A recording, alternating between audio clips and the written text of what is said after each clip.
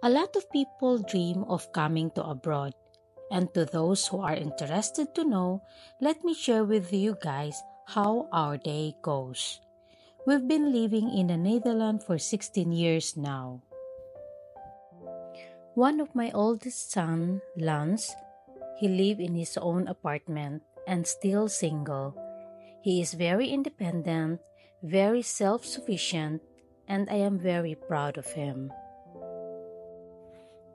My youngest son, Alan, is autism at siya ay delayed sa kanyang development. Every day, I will try my best sa aking makakaya na maibigay sa kanya ng pagmamahal, suporta at pag-unawa na kailangan niya.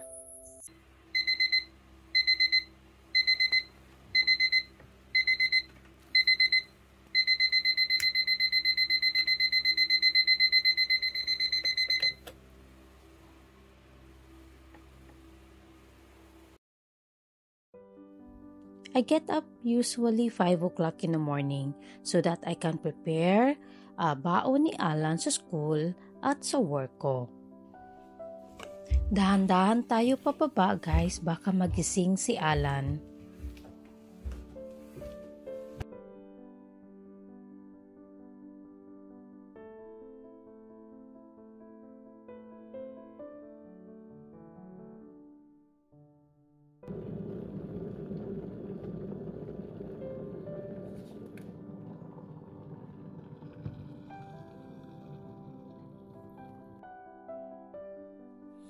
Before I start my day, I write a journal for myself.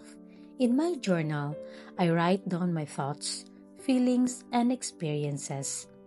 It's a chance to reflect my day and plan for the day. Sa umaga ko talaga ginagawa kasi more difficult to write when I'm tired.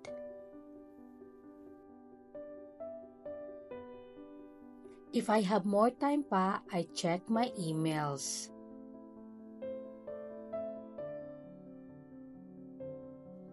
It's 6:30 na, kailangan ko na gisingin si Alan. Sometimes gising na yan, pero check natin.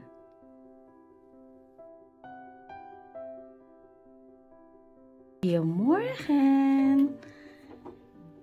Ay, gising na pala si Alan. Nagpapakain ng mga isda. Hey, what say you done to the fishes? Goedemorgen, fishes. Good morning, fishes. Yeah, ito yung mga isda ni Alan. I told Alan, if you make your bed every morning, you will have accomplished the first task of the day. It will give you a small sense of pride and it will encourage you to do another task and another and another. Nasanay na si Alan na tea lang ang inumin niya the whole day. Mas mabuti nga na tea. Kasi daw, tea consumption of 2 to 3 cups daily is reduced of heart disease, stroke, and ward of cancer.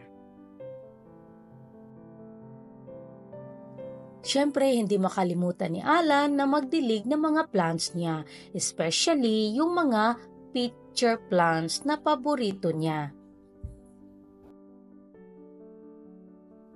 Breakfast is a great time, especially if he began at school for most of the day.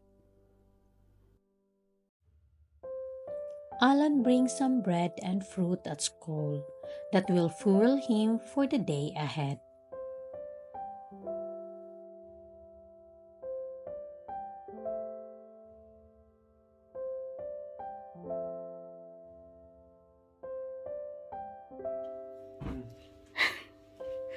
A tray, and sock, and onderbroek, and a broek, and a hemd. Ja. Good so. Alan travel every day with a taxi bus to and from school. Lalo na malayo kami sa school niya.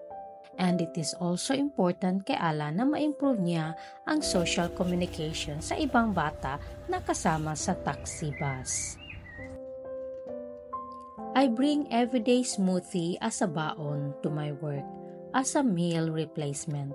They can help me feel full and satisfied and eliminate food cravings, making it easier to stick to a calorie-controlled diet.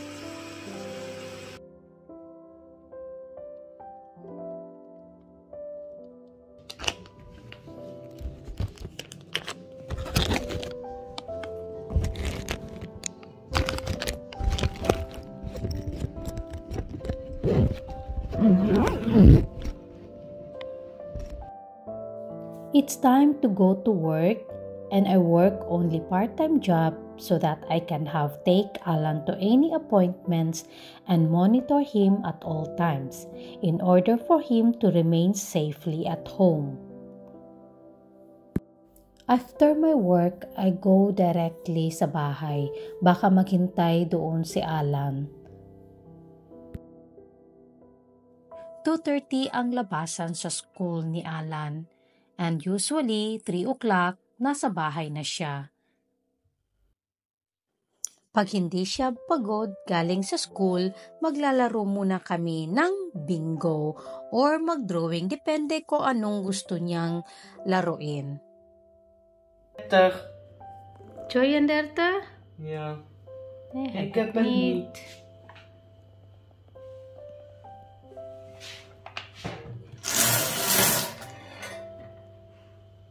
60.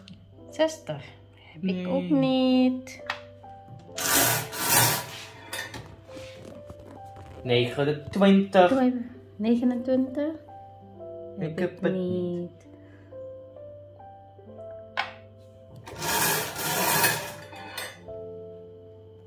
20. 20. Heb ik het Nee. niet? Nee. Habang busy siya sa paglalaro, magluluto naman ako ng dinner namin. Eating together is important to us. It provides a time to be connected. Kukumustahin ko si Alan about sa school. May problema ba or wala? In this way, Alan feel loved, safe, and secure.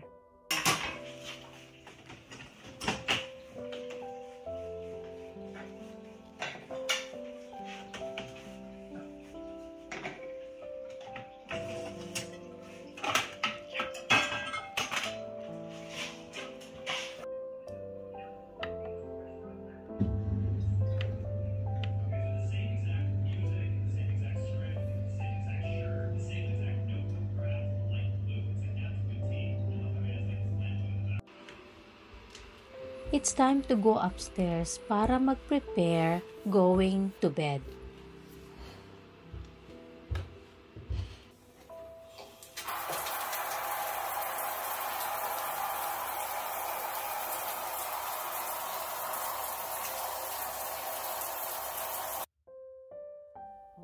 Before matulog si Alan, we read his favorite book, kahit 5 minutes lang.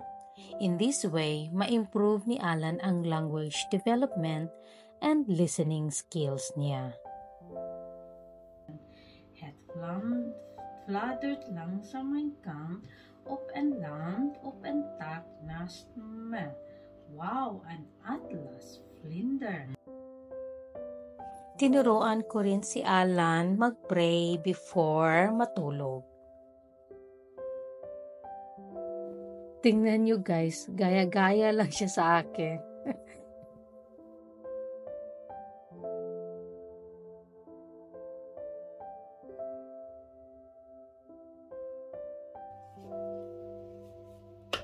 Good night, Alan. See you tomorrow. I read also my favorite book and listening the podcast before matulog is my day complete. At the end of the day, just simply say, thank you. It inspires your tomorrow.